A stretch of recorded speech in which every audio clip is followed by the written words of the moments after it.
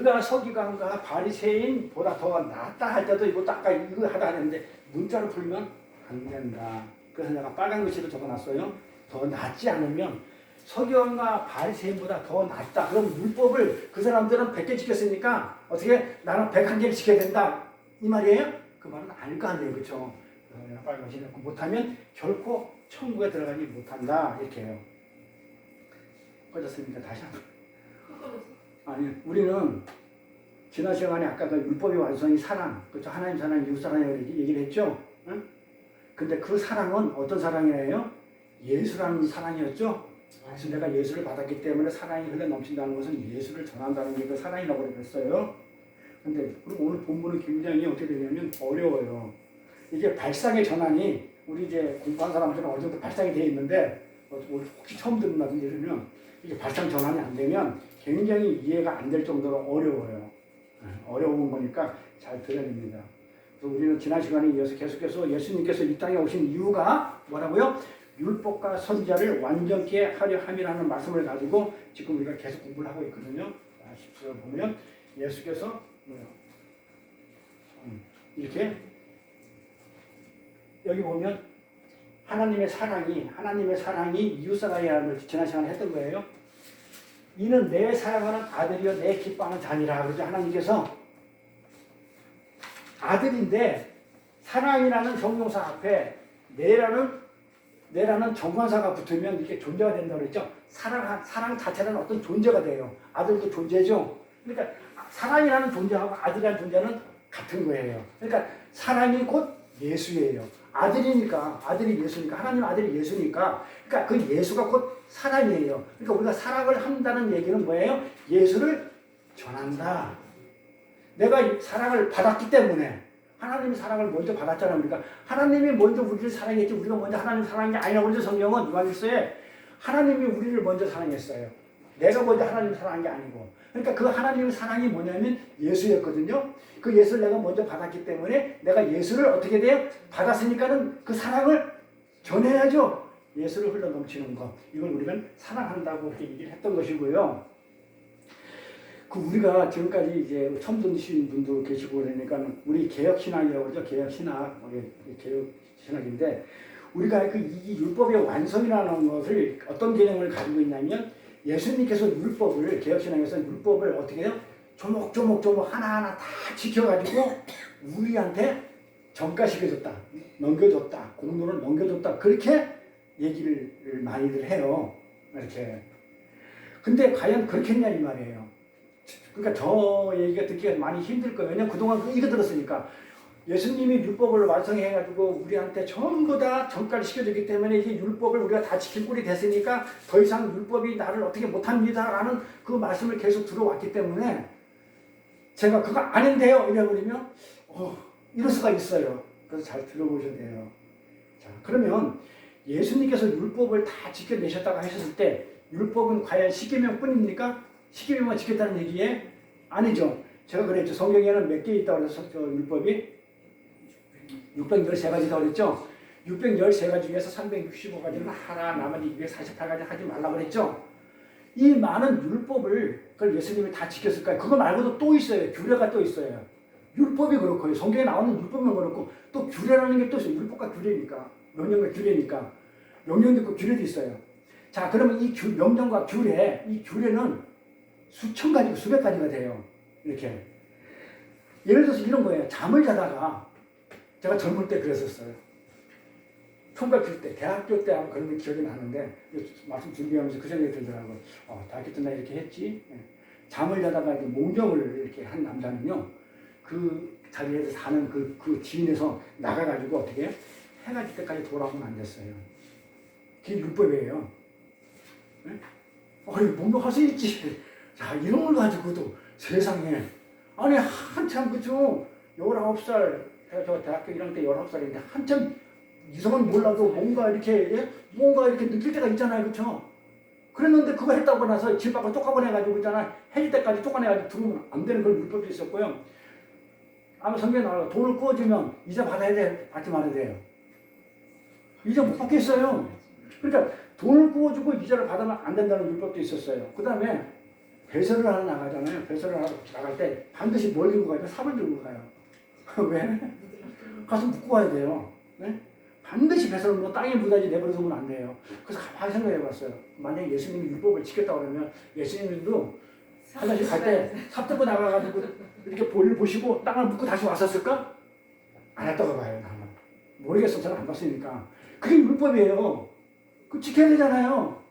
아니 개혁신학에서 얘기하는 대로 율법을 세목세목 다 지켜서 그렇게 해서 예수님이 완성했다면 예수님 그렇게 했다는 얘기잖아요. 그 예수님도 그 어릴 때 시절 있잖아요. 33살까지, 30살까지는 그냥 일반적으로 살았잖아요. 공생에서. 지켰으면 예수님 돌아가실 필요가 없지. 그렇지.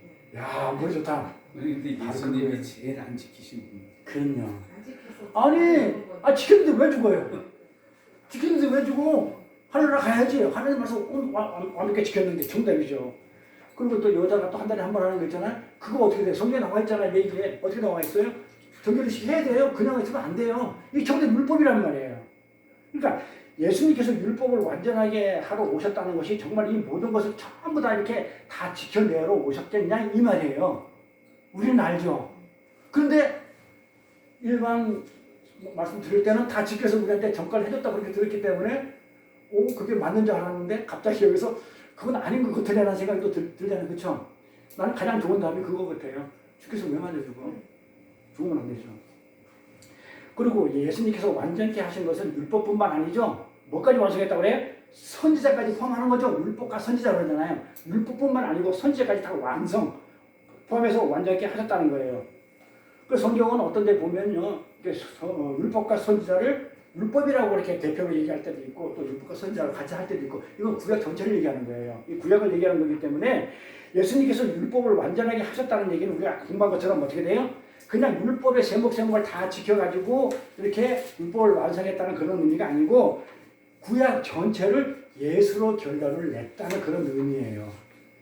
완성했다는 것은 더 깊게 들어가면 아까처럼 예수가 율법에 맞아 죽었다는 거예요. 그게 완성. 맞아 죽고 더 이상 우리를 참소 못하게 하기 위해서 율법을 완성시켰다. 그렇게 얘기하는 거예요. 그래서 예수님은 산상수훈에서 지금부터 이제 본격적으로 들어갑니다. 자, 산상수훈 5장. 지금 산상수훈 하고 있어요. 지금 5장 얘기예요. 자, 산상수훈은 몇 장부터 몇 장까지라고요? 5장부터 7장까지예요. 지금 우리가 5장 몇까지 오는데 이제 지금 산상수훈 이제 율법과 선지자를 완전케 하러 왔다는 지금 이 여기까지 오는데 우리가 얼마 걸렸어요? 1년 거의 2년 걸렸어요. 산상수훈 우리가 5장 17절 18절까지 오는데 산상수훈은 5장부터 7장까지예요. 그러니까 이제 17절 18절까지 오는데 얼마나 걸렸다고요? 하루에 2시간 뭐 짧게는 1시간 반 내지 이렇게 해가면서 온 시간이 지금 1년 한 거의 2년 좀 안 돼요. 1년 넘었고 1년 6개월 되려나? 빠르게 아니고요. 굉장히 깊어서 그래요. 이 산상수훈은 왜 산상수훈이 깊으냐면요. 산상수훈 짝이 어디라고 그랬어요?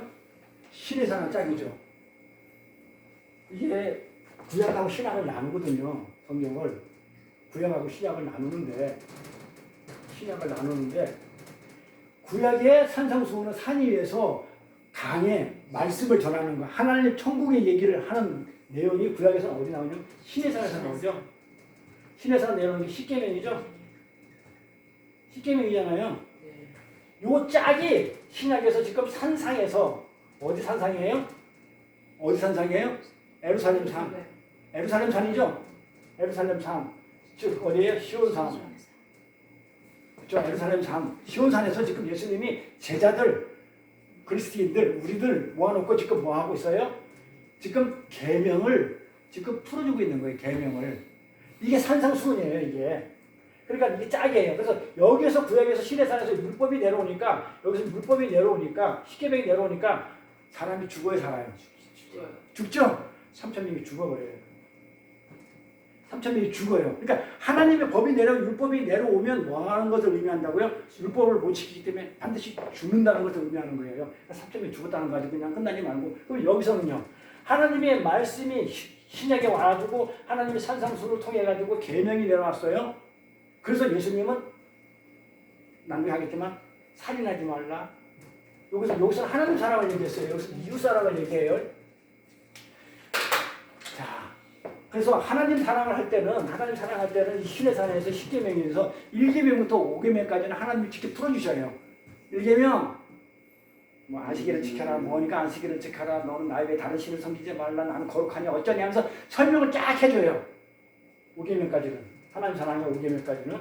그리고 6계명부터는 누가 풀어주냐면 예수님이 풀어줘요. 자, 살인하지 말라. 거기 딱 제목만 있으니까. 그러면서 살인하지 말라. 이게 산상수훈이야. 그러니까 같은 계명을 하나님께서 쫙 풀어주는 거예요. 그러니까 요거는 하나님 목, 하나님 사랑 목, 하나님 사랑 5계명. 안에서 1계명도 5계명 하나님 사랑이잖아요. 그건 하나님 목. 6계명부터 10계명까지는 이웃 사랑이잖아요. 이웃 사랑은 예수님 목. 이웃 당사자니까 당사자가 풀어주는 거예요. 예수님이 이렇게 해서 풀어주는 거예요. 이렇게. 그래서 이 짝이에요. 이 짝. 근데 여기서 산상수훈에서 하나님의 계명이 딱 내려와가지고 딱 풀어주고 나니까 어떻게 돼요? 사도행전 가니까 마가의 다락방에서 하나님의 예수의 영 보혜사의 영이 딱 내려오니까 성령이 내려오니까 3,000명이 죽어야 살아요. 3,000명의 회개가 돌아와요. 그래서 구약을 한마디로 얘기하면 이거는 뭐예요? 율법이에요. 그쵸? 신약은 한마디로 얘기하면 은혜예요. 은혜예요. 율법, 은혜의 법, 성령의 법이라고 얘기하고 은혜의 법, 은혜의 법. 그러니까 지금 예수님은 내가 십자가에서 율법으로 맞아 죽었기 때문에 너희들 지금 내 은혜로 전부 다 뭐 한다고요? 전부 다 산다는 그걸 구원을 해주겠다는 그 얘기를 전부 다 일괄적으로 지금 쫙 하고 있는 게 성경 전체 얘기예요. 그래서 다른 얘기가 들어가면 안 되겠죠. 그래서 굉장히 어렵다는 거예요, 이렇게. 그래서 모든 것을 구약 전체를 지금 예수님이 지금 오셔가지고 이제 구약 전체를 지금 얘기를 하고 있는 거예요. 10계명까지 풀었고 나머지 구약 6계명, 10계명까지를 지금 예수님 전체를 다 풀면서 지금 얘기를 지금 하고 계시는 거예요. 그래서 예수님께서 율법을 완전히 하셨던 말은 단순히 율법의 하나하나 세목세목을 다 지켜가지고 구약 전체를 갖다가 그렇게 이뤘다는 게 아니고 예수님이 오셔가지고 은혜 가운데 모든 것을 그렇죠? 완성시켰다는 그런 내용이에요. 그래서 5장부터 7장까지가 산상순이라고 했는데 지금 5장에서는 뭐라고 그래요? 5장에서는 예수님이 뭐라고 하냐면 내가 율법과 선지자를 갖다가 완전히 하러 왔다, 완성하러 왔었다 이렇게 얘기하잖아요. 5장에서. 그리고 나서 그 다음부터 한번 보세요. 마태복음 5장부터 7장 가기 전까지 한번 보세요. 7장까지가 그 저거니까 산상수훈이니까 가기 전까지 어떤 내용 제목만 보세요. 제목만. 뭐가 나와요? 이것이 바로 완전히 했다고 해서 7장에는 뭐가 나오냐면 7장 11절 한번 가볼게요. 먼저 가볼게요. 자, 7장 11절 먼저 가볼게요. 자, 5장에서 산성순에서 율법과 선자를 폐하러 오셨다. 폐하러 온 게 아니고 완전하게 하러 오셨다. 이렇게 해놓고 나서 가운데가 뭐가 잔뜩 있어. 5장 20절부터 21절부터인가요? 잔뜩 뭐가 있어. 뭐 살인하지 말라, 간음하지 말라, 뭐 하지 말라, 뭐 하지 말라, 뭐 하지 말라, 뭐 재판하지 말라, 심판하지 말라, 기도해라, 사랑해라, 원수를 여기지 말라, 뭐 형제를 노하지 말라, 뭐 이런 말이 쫙 있다가 결론을 딱 내는 게 7장이란 말이에요. 7장이 무슨 말이 나오냐 이런 말이 나와요. 7장 10절에 가니까 그러므로 무엇이든지 남에게 대접을 받고자 하는 대로 남을 대접하라. 이것이 율법이고 선지다. 자, 율법과 선지자를 폐하러 온 게 아니래. 이거 잘 보셔야 돼요. 그러니까 이게 쉬운 게 아니에요. 성경을 이렇게 뜨문뜨문 보고 그거만 보면 안 되고 전체적으로 봐야 돼요. 보고 나서 하나씩 또 이렇게 나무를 볼 수 있도록 그렇게 해야 되거든요. 자, 5장 17절에 20절까지는 내가 율법이나 선지자를 완전하게 하러 왔다고 마신 후에 바로 이어서 22절부터는 뭐가 나오냐면 살인, 간음, 이혼, 맹세, 원수, 사랑, 기도, 구제, 금식, 재물, 염려, 판단 등에서 자세히 설명해 주죠. 규례를 자세히 설명해 줘요. 성경을 보면 이렇게 설명해 줍니다. 그리고 10계명 뒷부분 아까 얘기한 것처럼 그러고 나서 10계명 뒷부분이죠. 이게 살인하지 말라, 간음하라. 이거 10계명 뒷부분을 전부 다 이웃 사랑을 전부 다 예수님께서 지금 설명하고 계신 거예요. 그리고 이것이 율법과 시절, 그러니까 7장에 가서 그러고 나서 이것이 율법과 선지자라고 결론을 내버려요. 자, 그러면 살인하지 말라, 간음하지 말라 이런 그 율법들이, 율례들이, 규례들이 뭘로 보여요? 표피적으로 보면, 문자로 보면 절대로 그런 것을 하지 말라는 것처럼 보이죠?